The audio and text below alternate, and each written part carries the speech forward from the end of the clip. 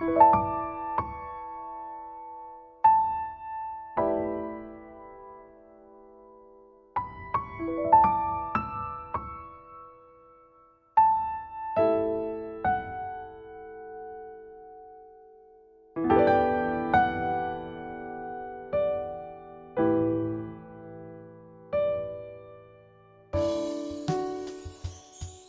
to the Flourish with Neural Retraining podcast. I'm your host, Madeline Lowry, founder of Twin Cities Neural Retraining and a certified MAP method practitioner specializing in allergies and sensitivities, chronic fatigue, chronic pain, sleep issues, infertility, and other chronic health conditions. Join me for episode 46, where we talk with my fellow MAP practitioner, Sarah Lovett, from the Seattle area. Sarah combines a background in psychic healing with advanced neural retraining and a background in the arts. Learn more about how she works with clients with past life issues and those that have had psychic awakenings. As always, we must disclaim that the information we share in the podcast is for educational purposes only. As MAP method practitioners, we do not diagnose or treat disease, and we recommend working with a qualified practitioner. Now, let's talk with Sarah. Well, Sarah, I'm very excited to have you join me on the show today and talk about your work with the MAP method. So Sarah is in the Seattle area, and she's a wonderful MAP method practitioner that I'm excited to introduce everyone to. So Sarah, tell us a little bit about yourself and how you heard about the MAP method. You know, what were you doing before you found the MAP method? And I was on a spiritual journey in many ways. I was working and learning to heal and read on an energy level at a psychic school, Psychic Awakenings, and I now teach psychic skills there.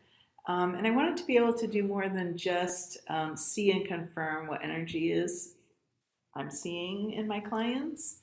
I wanted something that would make a greater difference for them by helping them to heal the traumas that they were holding.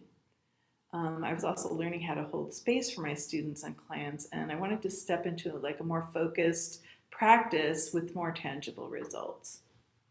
Yeah. So what brought you to psychic school? Like, how did that happen? Yeah. Well, that is a long story.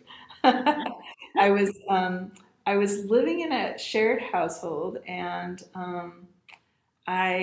someone moved into the household who was, I thought, passive aggressive, and I started to look at what that was, but she was really a full-blown narcissist and with a victim aggressor complex of some kind, and she wanted me to be her aggressor. And I was like, I don't know where this is coming from, and I don't know what to do about it. And it was so strong. She was a very powerful person. I mean, very strong personality, and she was bonding with the other people in the house, and I was kind of being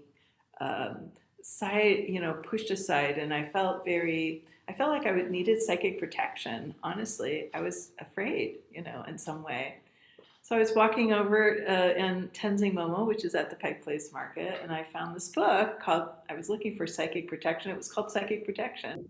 And it was about development of your psychic abilities. And I read the book, and then I started looking online for more, and I found Psychic Awakenings, which was used the same language, and they were both offspring of the Berkeley Psychic Institute. So that's how, and I really needed that protection. And when I came, I took a class. I took the foundation class, which I now teach, which was called Psychic Tools 101. And I got grounded. I got more in my body, and I started to, step into my abilities.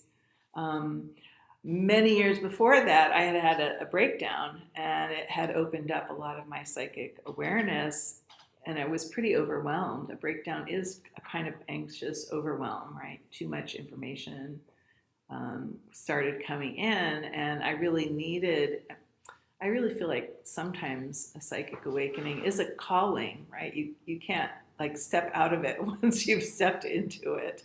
So I already had needed help, and then I hit this wall of the narcissist, and then I stepped into the classes, and it really helped me. It gave me, it empowered me in a way that I did not expect. Just having a few, like, oh, if you work with energy in this way, you make progress as opposed to flailing or bumping against scary or uncomfortable things and not knowing what to do about it.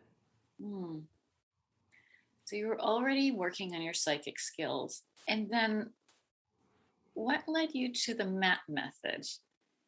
This is always Well, an interesting question because it's hard to find the MAP method, right? it popped up on my Facebook feed. So obviously I was tapped into. I mean, I'm always interested in transformative arts, psychic awareness. I don't know what her, particular what Colette. It was one of Colette's. It was one of Colette's webinars, right, that she put out to get people interested. And I was listening to a lot of stuff at that time, but I had set that intention that I wanted to do more, that I wanted to step into my abilities and to really do. I mean, at this point, it feels like some kind of service. I don't know if I said service, but I wanted to help people because when you're psychic reading, you're giving them a psychic hello. And that in itself is a healing, right? When you recognize someone as spirit, but I was also seeing their traumas and their pains, and I wasn't really addressing them. I was just pointing them out. Oh, I can see that you've had this challenge in your life. And I really wanted to find a way to um, help people to heal those things. And Colette's webinar intrigued me. Hmm. Um, yeah, I listened and I became interested in the superconscious, right? Because the superconscious is what? I didn't know. But it felt very much like a part of the psychic awareness that I was already practicing and studying. And I really wanted to know how it corresponded to what I'm learning as I'm doing energy healing. So were there other energy modalities that you had already learned before you came to MAP? Yeah, I had learned Reiki. So I had a second degree Reiki. I wasn't really practicing it on other people. I was just, maybe I was exchanging with other people I knew, but I wasn't really doing it as a practice. Um, I do energy healing through the psychic school, which is based on working with non-physical healing masters. So we are in a way channeling Mm-hmm. energy. It's not that different from Reiki in some ways.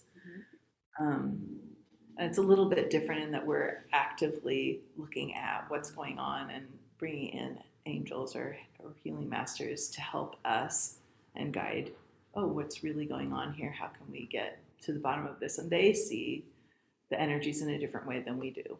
Mm-hmm. Yeah. Okay. So then you saw this webinar, this video, I guess, on your Facebook feed, and it intrigued you, and so you decided to pursue it. Well, a little later. I mean, I think I'm not sure I jumped right into it. I'm just trying to remember the exact step. There was a gap between when when I saw that webinar, and I think they were offering a free session, or maybe it wasn't a free session. It was a paid session, but it was for people who were interested. There was some kind of a benefit or beneficial session, and so I tried one out. Um, with Arlene, I think. And it was interesting enough to me that I said, oh, yeah, this is something that really could work. This is something that has real potential to heal people. And I really wanted to feel a little bit more substance to what I was doing.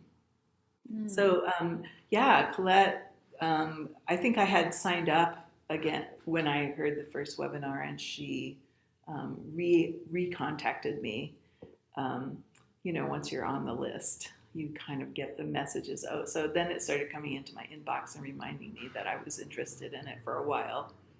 But it was something that just kind of filled that bill. Like I was not a therapist, right? So I wasn't coming from that perspective. Yeah. And so tell me what you learned about the MAP method and how it worked that you use in your practice today. Well, I learned a lot because it has a lot of therapeutic language and a deeper understanding of how the consciousness works, how our memories and traumas are held in the body. I already knew they were held in the body, but I kind of the MAP method really gave me a lot more information. And when you're working with energy, the more information you have on the physical plane, the more um, breadth and depth you can receive as well, right? Because if you're familiar with something, then you get the energy when it comes in. You kind of you are more attuned to what you're seeing. Just like if someone is a medical intuitive and they don't know anything about what the body or the body functions, they don't get that much information. But if you know there's all these different organs and they have different functions and where they are in the body, then you start getting a lot more information about that and you can be more specific. So I got a lot more specific, and that helped me to really I grew a lot. I grew a lot learning that, and I also gained a lot from being in the program. Right, when I was in the program, I got a lot of MAP sessions, and I started to move through some of those limitations that were, you know, that had been with me all my life. Right, I'm like, oh, I have these problems, but you kind of push them under the rug, or just say, I can't change that. Like there's a lot of things about us that we don't know we can change. And through the psychic work, I know I changed a lot, right? I became much more confident, able to communicate more clearly. And then when I did the map, I learned a lot about the nuances of how people hold painful energy in their bodies. And energetically, we hold energy of other people in our bodies too. We pick up and match that energy. And it's kind of like it came together in a really nice way. Oh, I can see that people are holding energy in their bodies, and now I can see the mechanisms that created them. And somehow it all came together to be like a much bigger picture for me. Mm. And so tell me a little bit about your practice and kind of what kind of work you do with MAP and what kinds of clients you like to help, what kinds of problems you like to solve. Right. Well, I use MAP as a structure for healing deep-seated energy, intergenerational energies, even past life energy that's come over into the present. When we're wounded as a child, it's often because we already have that energy um, and need the wound to explore and grow in certain areas of our life and heal them. Right. So our past life stuff that we bring through is usually trauma that we haven't handled well, and we just said, "Oh, I'm going to learn how to handle that better."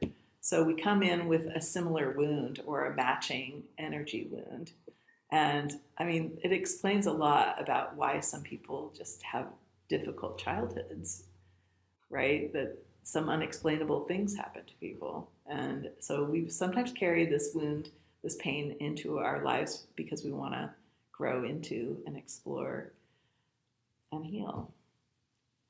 Um, it's the same energy that keeps pushing us deeper into pain until we see the truth of our pain, right? It kind of gets worse and worse and worse, and then suddenly we go, oh, I've got to handle this.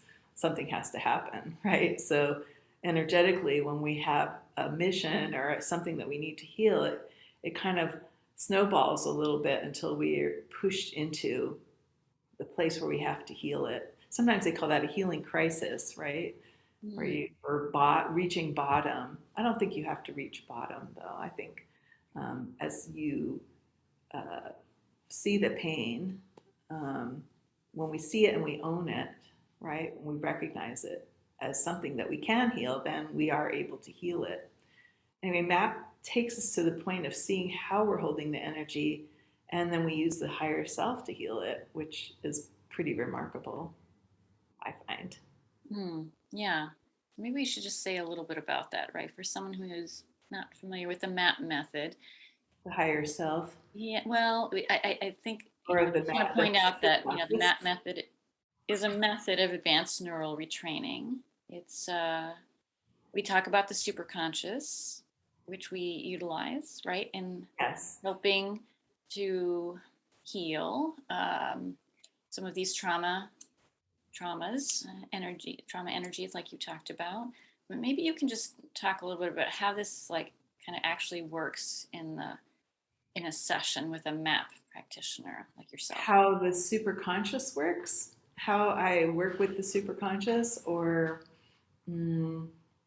I know it feels a little mysterious sometimes, but I do feel that when I'm muscle testing, or when I muscle test, but I also sometimes get direct information or pictures that I see. And that sort of helps me to see where the client is coming from, right? So I'm using a couple of different ways to tune in.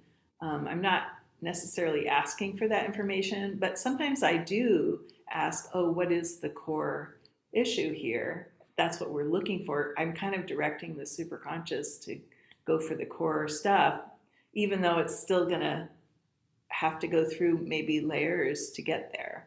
So we set the direction of where we're going. Oh, what's the core issue behind this problem? So that I feel like I am in communication with the superconscious. I see the intro sessions are always really fascinating for me, right? It's a kind of exciting time because the client doesn't really know what they're getting into. And yet I'm asking them questions about that. And I don't know how their superconscious is going to react exactly. I mean, there's easy and there's sometimes challenging moments about that connection and learning how that connection works for a particular client. Sometimes it's really easy and you can just see the superconscious picking up the information just like that. And oh, yeah, it's going to work. And they're very excited to get going. It's almost like they have a personality. And other times they're like, I can do that. I can kind of feel that questioning energy. Is this okay? Is it something that I can actually do? It's kind of like we're empowering the superconscious too by making them aware that there's a process that they can go through to heal. Yeah. So I think you said some important things there. So like in a session, right, the practitioner and the client identify a subject, right? So there's a problem. There is and for many clients, there's kind of a list of problems. Right? Sometimes it's a pretty long list. It can be a long list, but we choose a topic, right, to focus that session around. And then the practitioner, like you said, is tuning into the client. Like you have more skills than the average MAP method practitioner because you had other practices under your belt already. You have this psychic training as well, whereas someone like me who's more just about MAP, I'm really just using muscle checking, just like we were taught in the program.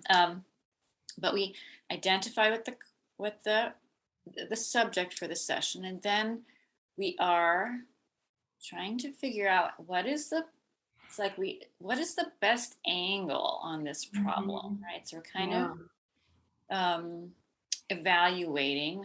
We have a number of different ways that we can start to ask your mind to make repairs, I guess we can call it that, right? So we're evaluating sort of different angles on the problem to figure out like, well, where's the best place to start here? And then we start to give instructions, and as we do so, the subconscious mind is starting to, how would you describe it? Enact the instructions or something. Yeah, they're taking command. This level of working with commands is a spiritual level it's like it's a chakra level, right? Working with commands, certain kind of prayers. So in a way, we're using prayer. I don't know if I would technically call it prayer, like we call it a command, but it's working with that same level that we connect with a higher source. So we are connecting with our own higher energy. We're healing ourselves in a way, right? So we're facilitating the client to heal themselves. Um, yes, there is that little place where you're trying to find out where to step in. I always go for like what's the core issue, and and sometimes I see it when the in the intro session there's the metaphor of the soccer field, and I always get a picture. What does this person's soccer field look like? And the picture shows me, oh, there's sometimes it's a crater. The soccer field is a crater. And sometimes and then I can see there's energy underneath, like as if the dirt is still being churned up. And I'm like, oh, that's where the issue is that we need to find that. It's that churning up, the thing that's disturbing. And when you get to that disturbing thing, the superconscious can see it. And then we have this sort of goal. And so we're working, I'm getting the superconscious to say, oh, this is what we're working on. We're letting go of all the surface stuff and going right down to the core. Now, it doesn't mean we don't find the surface stuff as on our way down, right? As we're actually healing. It's very interesting, almost miraculous to me, how the superconscious just finds the right thing to heal, the right age, the right identity, or whatever it is. Those pictures come up. I really do follow the protocol. I'm always like keeping the MAP session or the MAP structure, the protocol as a structure. And it helps to, sometimes more things come up than you can handle at once, right? Every now and then I'm in the middle of a command and I'm like hearing, oh yeah, predispositions or parts, or like when those things are coming up, that's exciting, really, because those are the things that we want to reintegrate. And those are the things that create the progress, I think, or the first things. I find that there are more parts and predispositions often in early sessions. And I also find that protector controller is a key to making the shift. Like if you can get the protector controller healed and integrated, you're on your way. You've made a big change, usually. And they can be subtle. Those protector controllers can be subtle. Yeah. Yeah, that's interesting. Or they can be really upfront and in your face and protecting the superconscious from your awareness. So you do have to kind of play with that. Oh, what am I actually dealing with? So I'm in a way I'm looking at the client as, oh, they have this problem, but then how am I accessing that too? Like how am I able to really communicate with them and communicate with the right part of them to get that healed?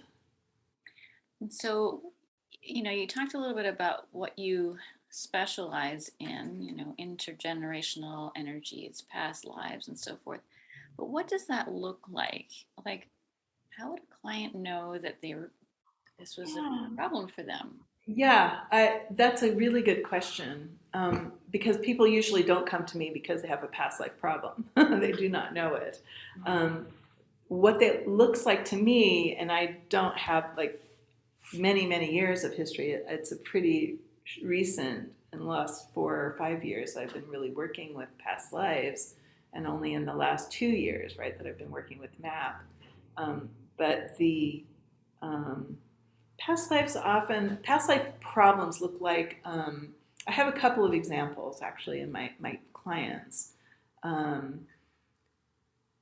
They can look like, there's more than one thing. Past lives aren't the only thing that is a problem for people, right? We don't always carry it from the past. But it could look like trauma that started when you were really small. Past life energies are often the strangest life experiences. we can't quite understand why negative experience is coming at us. Like suddenly, like we're an infant. I had a client whose first memory as we worked with MAP was a relative holding her up and saying, "What an ugly baby." And I'm like, this is, I mean, she was labeled as bad right from the day she was born, you know, and it was very frustrating for her growing up like that, never getting any validation, right? Never from her whole family. And that's the kind of energy that would indicate to me that there's like past life issues, usually with the people, the very same people, or similar people, situations to what they're in.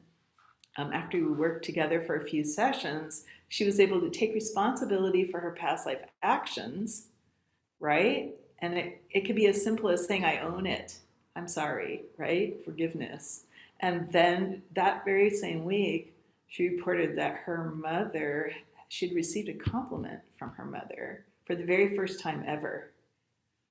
And she was living with her mother, right? She was in her late 40s and she was living with her mother again. And it was like the very first time her mother in her whole life had really given her a positive response. And I'm like, okay, so that showed me that we had changed, we had shifted some energy from the past, right? Because now that she had owned her past, she was like, I think her past life was like a despot or something. Like she had been a person who was in a like guerrilla warfare and had killed a lot of people and had really messed up a lot of people. And so she was born into the same group of people, and because they were her family, right? And then as soon as she took responsibility for it, somehow it shifted the energy. And then people, they said, oh, you're owning your history. Now we can be nice to you. It was very interesting to me. So that was one experience. It's all new to me as well, right? I see it and I'm like, okay, I can't make up these stories. They're too sort of incredible sometimes. But what made her come and find you? What was the issue she was having in her life that made her think, I think I She need to work with Sarah?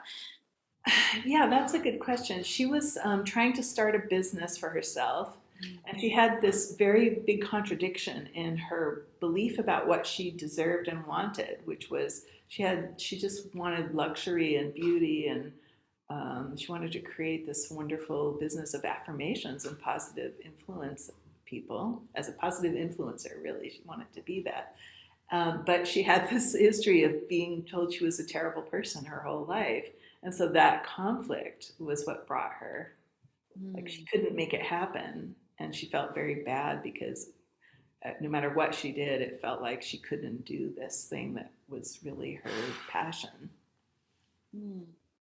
Because I feel like even bad, like on a spiritual level, bad, there's no such thing as a bad person, right? They're just people who get into situations and they go with the flow and they do what they can, and sometimes they can't see the whole picture, right? And the next lifetime they could be making up for it and they want to be full of affirmations or positive healing. I had another client like that who um, I'm trying to find, oh, she was a spiritual teacher, right? And she um, she was when she recognized the past energies that she carried over that were so painful, she was able to change. Um, she came to me because she had been abused all of her life by all the men in her life had been abusive, from her father, her husbands, her children even had picked up on this abuse energy. So she was pretty battered, and she actually had been diagnosed as PTSD. Mm. And she was the first PTSD diagnosis I've worked with.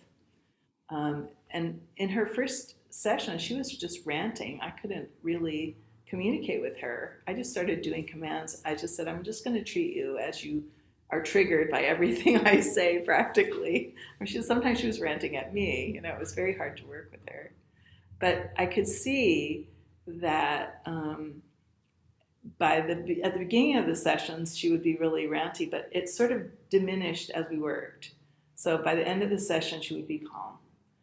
it might start up again at the beginning of the next session too. But she also apologized to me at the beginning of the next session. She said, "I'm sorry, I was like ranting at you." And I was like, I don't take it personally, right? Because I can see that this person is in trauma. They're in this trauma state. So that's been a real challenge. But the thing that changed, that started to shift for me, is I saw a picture of her, and she had been some kind of a religious leader in the past life, and it was during the Spanish Inquisition. And that's a really traumatic time for a lot of psychic people. A lot of people have come into the world with trauma in some way related to the Spanish Inquisition, because I think it traumatized a lot of healers, right? And of course, as a psychic, I'm working with a lot of people who are in healing and energy work. Um, so she had this past life of abusive relationships. And then when I saw this picture of her working as a cardinal or something, like she was really high up in the church. And the, um, the energies that she's like, when I said, "Did you know that you were part of the church during the Spanish Inquisition, and that you were in a position of power?" She said, "No, I never knew about that past life." But then she suddenly became very lucid and started talking about how she really was angry about people in power who got caught up in the um, got caught up um, in the rules and in fulfilling a particular duty, and didn't pay attention to what was actually happening to the people they were trying to serve. So she recognized that, oh, in this position, I was stuck between my duties and this process that was unfolding that was terrible for so many people in the parish or in the community. And she just became so lucid and aware when she started talking about that. She suddenly understood something about herself that had been hidden in a way, like she never understood why she felt so strongly about political people, for instance, who didn't listen to their constituents. Mm. Yeah. So that was really interesting. By seeing the past life, she recognized that how she was holding that energy, and that she had to like work with it. I mean, because she was a pretty advanced psychic person already. She was like creating teachings herself. Um, yeah, so she really got something, and she could see um, how that was always triggering her. Like every time she saw someone who was in power, and so she kind of got caught up in those conspiracy things that were going around, right? And everything like that was triggering her because she was had the energy of that in her space already. Like she came into the world ready to be triggered by people who were caught between duty and reality on the ground. Um, yeah, it was really interesting how that was like one of the big transition points for her. She was able to take that information and start to heal and recognize one of the things that was why she was caught up in that. And then she was able to let go of it. And she really made a lot of progress, but I do say that she worked a lot on herself between sessions as well, because she was already a competent psychic and healer herself. Yeah. Yeah. So, what do you think? What were some of the benefits that the changes that you noted in her? Um, Well, again, it was like owning, once she was able to own that, she had been on both sides of the healing spectrum, right? Both in power over it and a healer practitioner. Like, oh, she's like, I'm not just one thing or another. It's not like all those people are against me. It's like, and she had a lot of negative people, all of these men who were kind of coming after her, right? She was in an abusive relationship after abusive relationship. So it was kind of like, as soon as you start owning that people are abusing you because you were somehow caught up in an abusive situation in a past life, as soon as you say, "Oh, I'm sorry, that was a really challenging experience for me. I was caught in the middle," and starting to look, oh, I can ask for forgiveness, I can forgive, I can forgive myself for being caught up in that and not recognizing it, then it automatically starts to heal the problem, right? Because often there's spiritual agreements. It's like, oh, you didn't fulfill your spiritual agreement as our, um, spiritual leader in that lifetime. What are you going to do about it? And then they start, like, there was a lot of abuse in that system, right? The system was abusing people, basically. And she was, even though not directly abusing people, she was feeling responsible for it on some level. Mm-hmm. And so she brought that energy in. And when you own it, then you can heal it. A lot of MAP is about insight, right? People get insight into maybe not that dramatic of an insight or that dramatic of a shift, or people make dramatic shifts, but they don't always have a giant past life burden that they're carrying with them. Sometimes it's more of a simple agreement.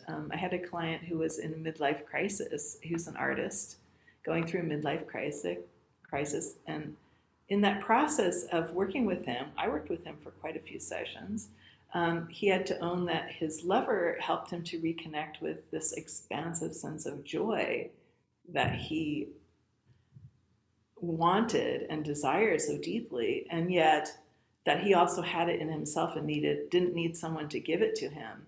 And we looked at, there was an agreement that he had with, it was a love triangle agreement. And so she actually jumped into his life to reawaken something. So it wasn't like that she was necessarily meant to stay, or that he was necessarily meant to let go of his wife, who was a very stable and, they had a good relationship. It wasn't necessarily that he had to do that. But that he had to see that joy and own it for himself, and then make the right decision. And the decision wasn't mine to make, right? It was his, and he had to decide whether to let his wife know that he had an affair and was, but then this lover had rejected him also, so he was kind of caught in this, I want her but I can't have her, and I don't want to mess with my marriage because I really rely on this other person who I've loved for so many years. But he had to own that he had it in himself, and making the decision to let go of that person and stay with his wife was like written for him to do. It wasn't necessarily my job to tell him that. So I was kind of like just letting him see that there was a decision-making process here, and that he had that joy in himself, and he didn't need someone. He didn't need to stay with this or find a way to get back with this lover in order to have that for himself. It was just an interesting process. It was a very odd. I mean, every person is so unique, right? Every human being has just the most interesting. And when they come to MAP, they have a conundrum of some kind, right? That they need to work out. I love that people come to MAP because they're ready to work, right? They're ready to make changes in their life. Yeah. And that's always exciting. I think my most difficult client that I worked kind of the hardest was a person whose problem was that she couldn't change. I'm like, oh, that was really a daunting problem. And I couldn't really, it took a while to kind of like go, because if you can't change, and MAP is all about change, learning how to flow or to get into a place where you are in control and can change. But the problem for her was that she was holding generational suffering for her community or her people. And yeah, that was really interesting. Like, she couldn't change because there was too much. It was an overwhelming burden that she didn't feel like she could change. I've had several clients who had intergenerational pain. They were holding that pain in their body. And it's similar in some ways to past life energy, right? It's like the energy of your ancestors, and you're somehow holding that burden. we carry the weight of war, for instance, or culturally experienced trauma, through multiple generations. It kind of gets passed down from generation to generation. And I really enjoy helping people move past that, pain that's been carried over. When we heal ourselves, we heal our families and our ancestors. So that ultimately, I really feel like that ultimately heals the world, because then we're not carrying that trauma into the future, right? How can we, it's like so much about healing is handling the trauma of the past. We can get very caught up in healing ourselves and being healed, or being caught up in the trauma. But the really exciting place to be is letting go and figuring out the trauma and taking responsibility for it, or releasing it, or changing the agreement so that we're able to function in a healthy way in the world. And then we have the opportunity to create what we want, to make things happen, to be, the creator of our life. And it feels like they're almost two different ways of being in the world. I don't want to necessarily bring in spiritual terms, but there's like this karmic, like it's an old term, right? It just means you have past stuff that you're still working out, karmic, or dharma, which is creating and moving into the future, letting go of the past. So it's almost like there's this line that I'm trying to, for myself, that I'm trying to go, oh, I've done a lot of healing. In psychic school, we say if you've had a lot of suffering, that means you have a lot of healing skills, because you've gone through all of this process, all these processes of learning and understanding yourself. And stepping from that, like, oh, are we just perpetually healing ourselves, or do we actually get well at some point? Right? And that really helps to bridge that gap. It like goes, yes, we get well, we can actually move forward.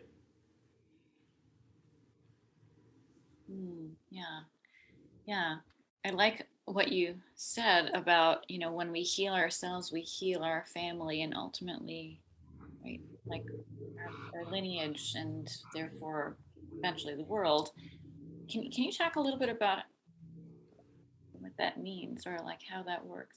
Yeah, because we're carrying this energy into the world. Gosh, that really gets into some pretty interesting ideas about energy and how it's held on the planet.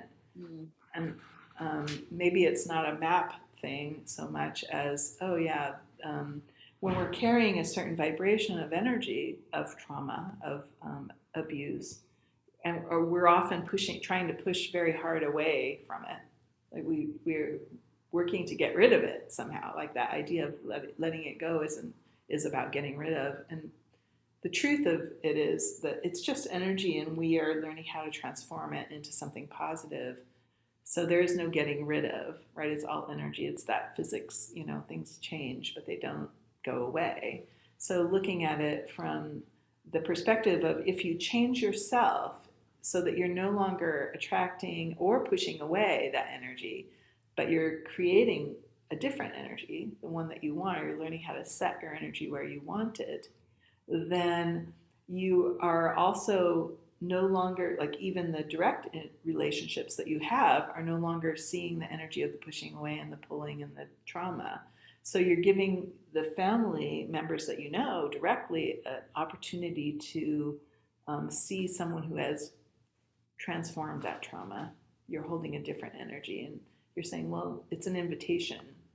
Here's something else that we could do instead, right? And so it's a pattern, and here's a new pattern. Let's try this one out, right? Instead, and often our generations, like, we're born into the same soul family maybe over and over, and so we're bringing back that energy until we work it out as a family. And so you also are not passing it down to your children, right? And so in a way, you're healing the generations by just offering them something different. And that sounds very simple, but it's a bit of a process to let go of, right? Because we don't really see it in ourselves. And I think MAP helps us to start seeing, oh, there's this energy there.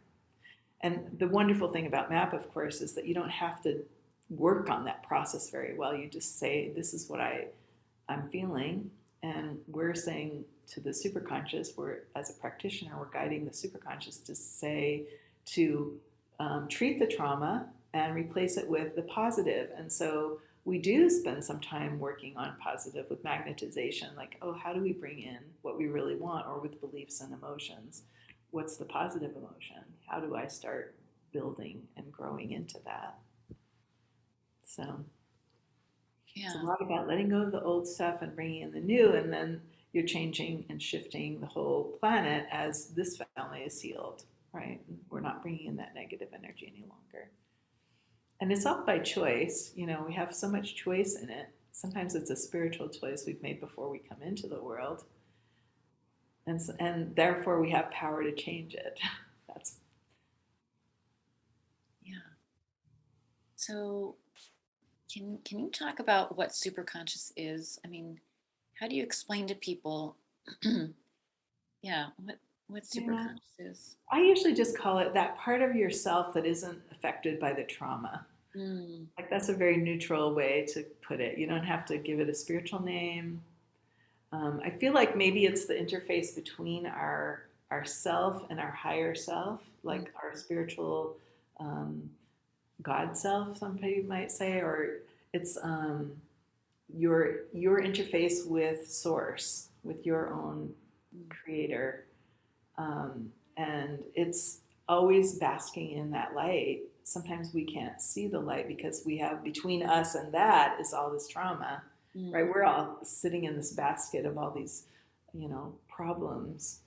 Your spirit is above that, holding the basket, and it's able to pull things out of the basket if you don't need them anymore, transform them from, these mud balls to play balls, or whatever it does with that. I do love that process of seeing how we're working with this trauma, and then all of a sudden we have this good memory of this positive experience, and that's the memory that's being brought in. And sometimes we maybe don't focus on that enough. Yeah, that's right. Yeah, I love that moment too, when you see the client working through something that was very clearly very traumatic, and you give a few instructions, you wait a few minutes, and then like suddenly it's different for them, right? Yeah, It's like they have an insight. It's somehow, and now they're looking at it completely differently, and it's like the pain of that is gone, and it's a pretty amazing transformation to witness. It is, and it's very exciting. It's like, oh yeah, they did that, they saw that, and they got there. Somehow we got there. And I try not to judge it at all. It's like, oh, that's an interesting transformation.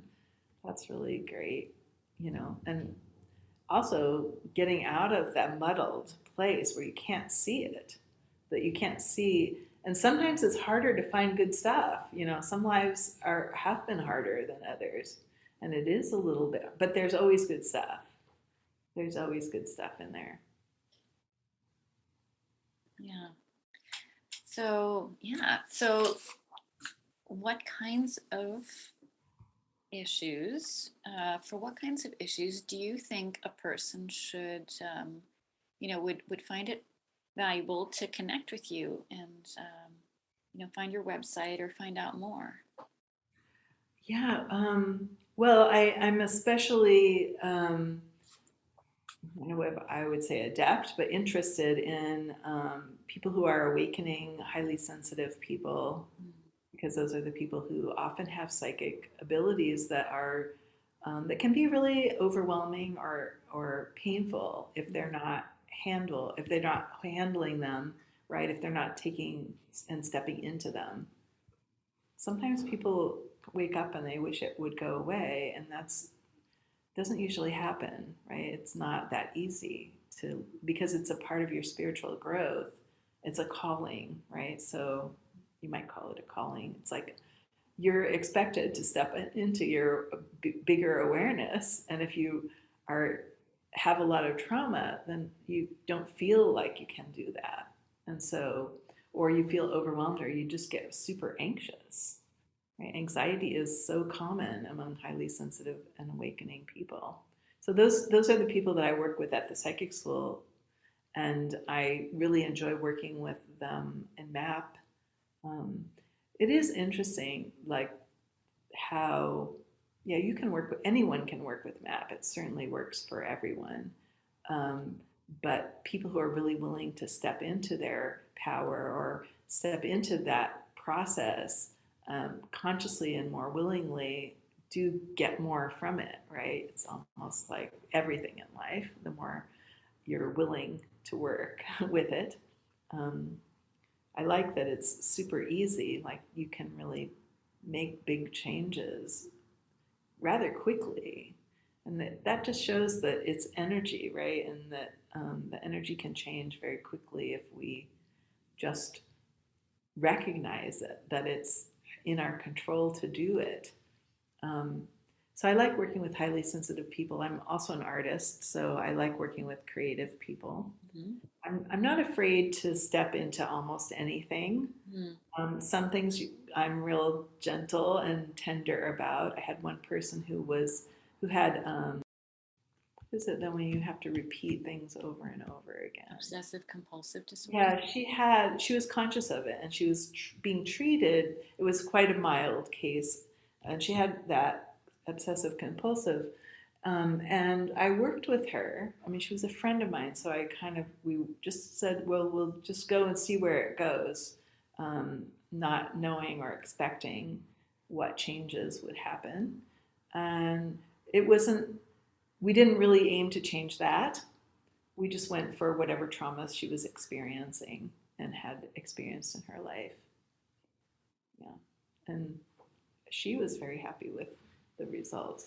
I didn't ask her if it changed that particular thing at the end of the session, but we definitely worked on her Catholic upbringing, her like the innocent child in the kind of beliefs that can be sort of pushed over onto you, like because we all come into the world with spiritual connection, and then we get sometimes religions that try to sort of manipulate us into believing in a certain way, which might not be true for our spirit as it is for, and I think that can be very traumatic. It's like, oh, there's a difference between what I'm experiencing honestly in my innocent, being and this religion where they're telling me people are bad, right?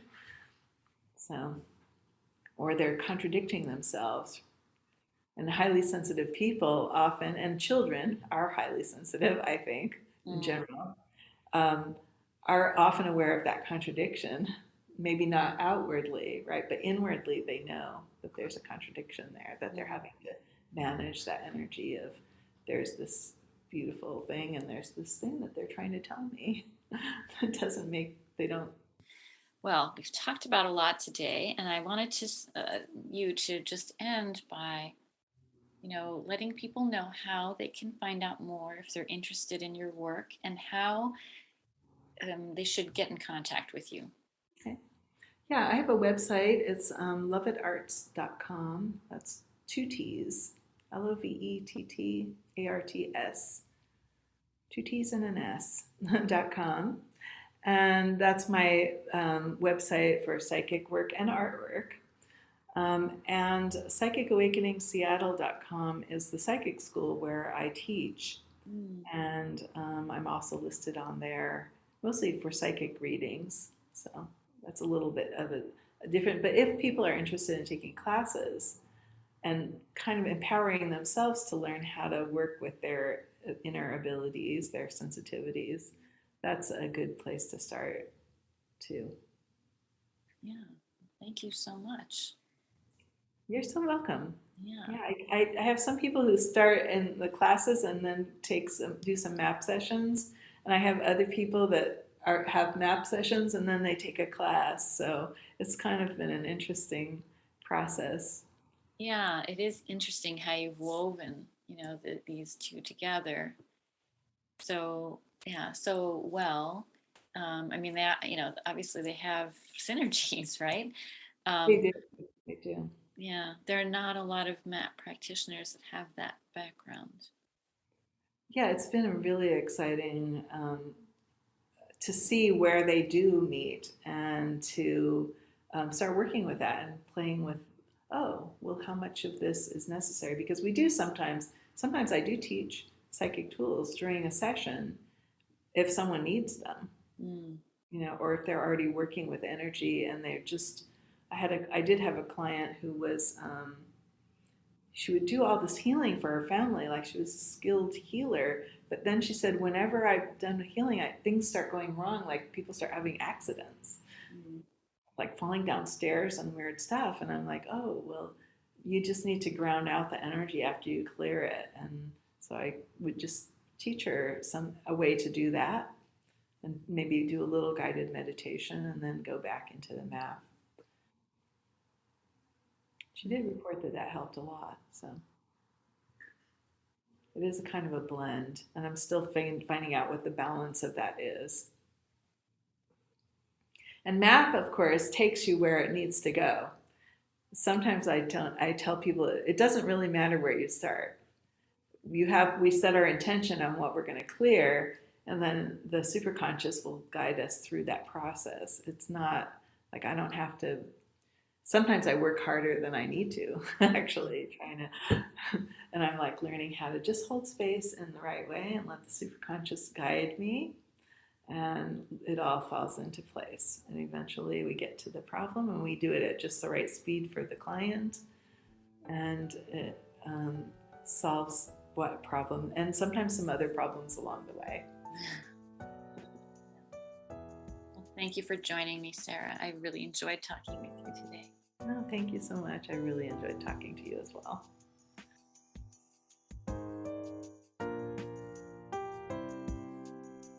Thanks for joining us for the Flourish with Neural Retraining podcast. Please listen again and remember to follow us and leave a review on iTunes, Spotify, Google Play, or Stitcher. To learn more about health applications of the MAP method of advanced neural retraining, visit our website, mindremapforhealth.com. To learn more about the MAP Coaching Institute, visit mapcoachinginstitute.com. Until the next time, be well and flourish. Content of this podcast copyright 2021 by Twin Cities Neural Retraining. Music by Barbara Ben.